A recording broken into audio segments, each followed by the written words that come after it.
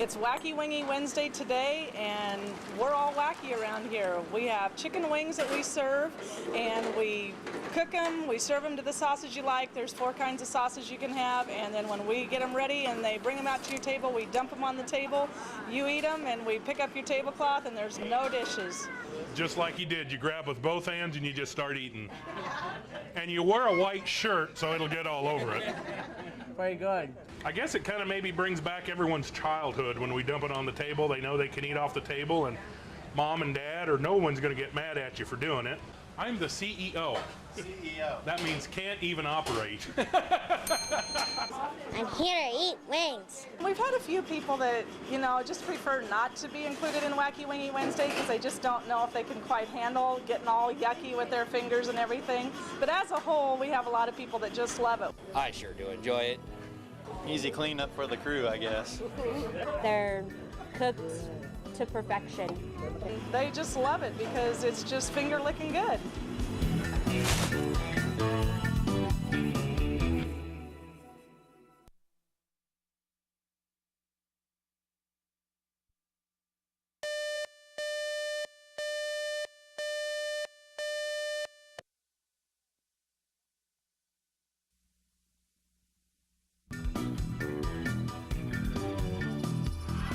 So, good evening, Lincoln, Nebraska!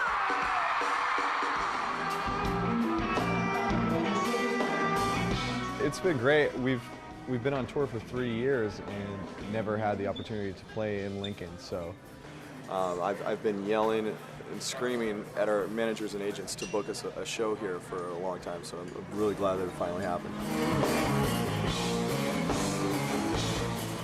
Lincoln has a great musical community that sort of took me under its wing, and it was a great place to grow up. I was so lucky to have great teachers at the public schools as well as private instructors. I feel like James knows everybody here. It's kind of bizarre. He's definitely very plugged into the city of Lincoln. The funnest part about this is watching how excited James is. He was with his high school friends yesterday, and he's just so thrilled to be back in Lincoln, a city he loves so much. So as you may or may not know, there is a local in the crowd right here. I think I'm going to look out in the crowd and recognize most of the faces just because, I've lived here for so long. So please, give your boy a little bit of love right now. I mean, the whole last 3 years I can only describe as surreal. Just because, this was always what I wanted to do, and that it worked out is pretty rare.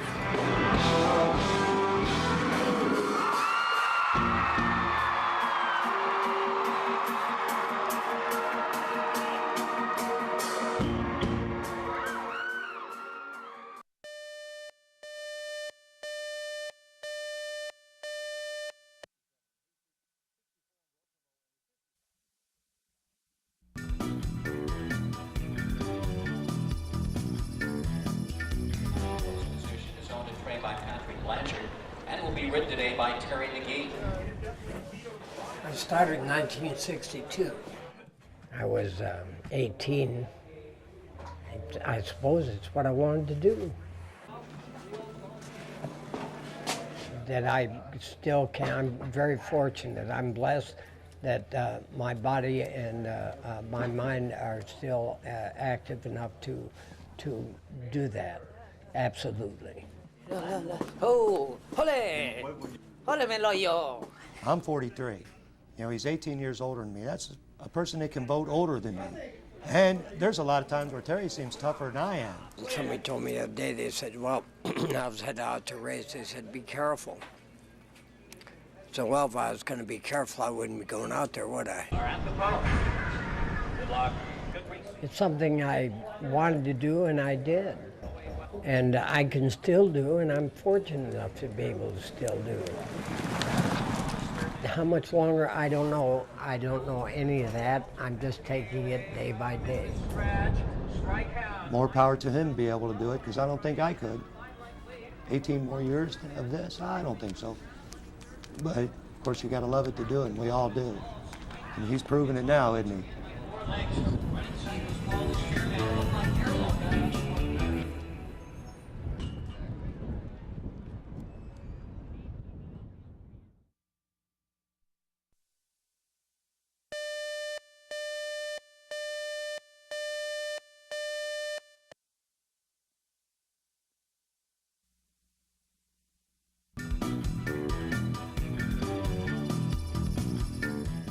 Welcome to Lincoln Snacks. This is where the process begins.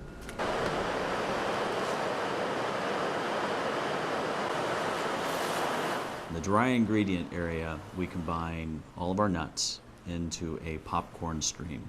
The popcorn is brought in kernels, and we put them through hot air poppers. We don't oil pop. So all of our popcorn is hot air popped.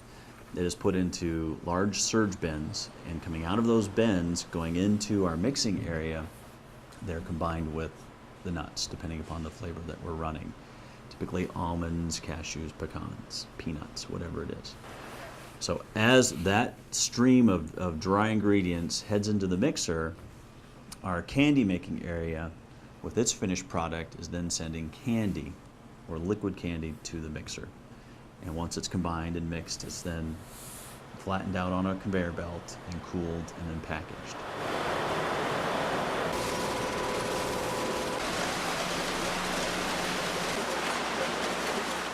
We can package it into several different formats.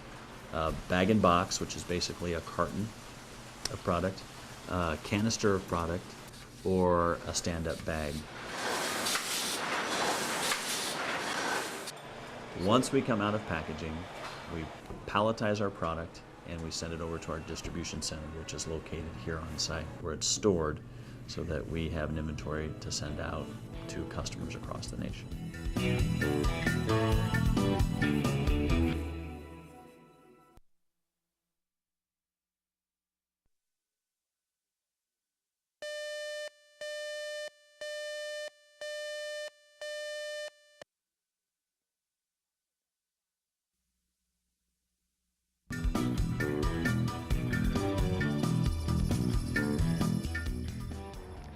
I'm Selig, and this is the heptathlon.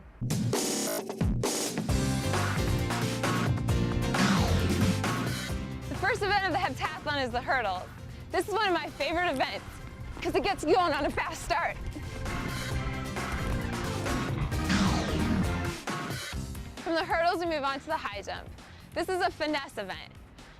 For me, it's really important to score well in the high jump to get a good overall score.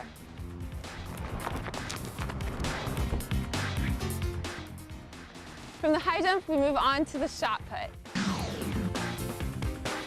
Shot put is really a powerful event. A lot of people might not realize it, but it's extremely technical and takes a lot of time practicing to get it down.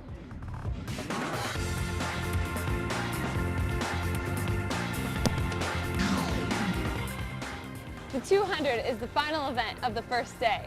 By this time, you're getting a little tired mentally and physically, but it's very important to finish strong. The long jump is the first event of the second day, and to be successful, you have to have good jumping ability, but also a little speed. The javelin is another very technical event. It's really taken me a while to get a hang of it, but nothing feels better than when you get off a good throw.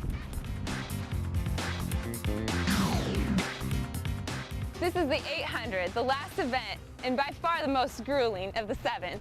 It's your last chance to make up any points. So there you have it. After 2 long days, the heptathlon is complete.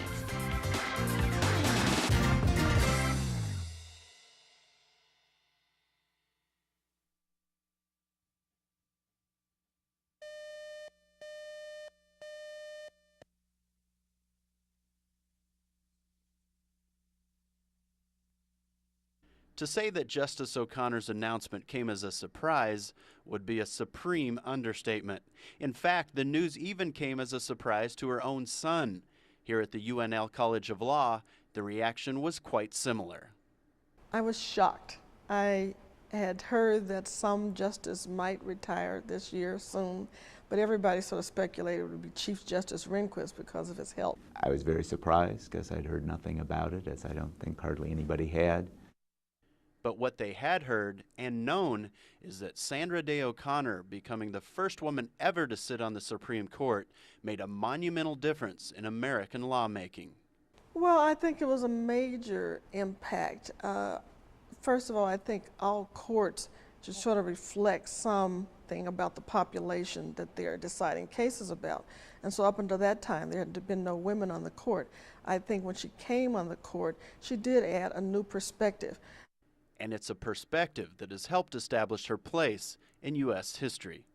Well, I think she's an historic figure, and she'll always be seen like that, perhaps first, right? The first woman, and that was quite an historic occasion.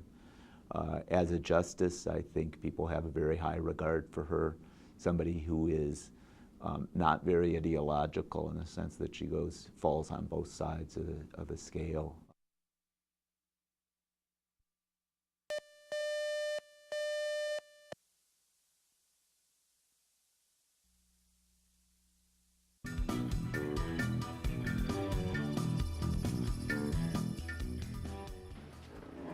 That ought to do it. They're ready to roll now. Hank, how you doing on this truck?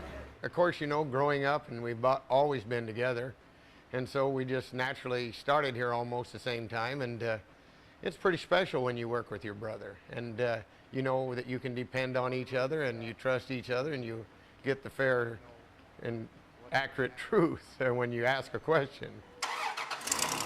Well, working with your brother is great. Also helping all the people and meeting the people. We have lots of people that have been with us for 30 or 40 years, and it's really neat being able to help them out.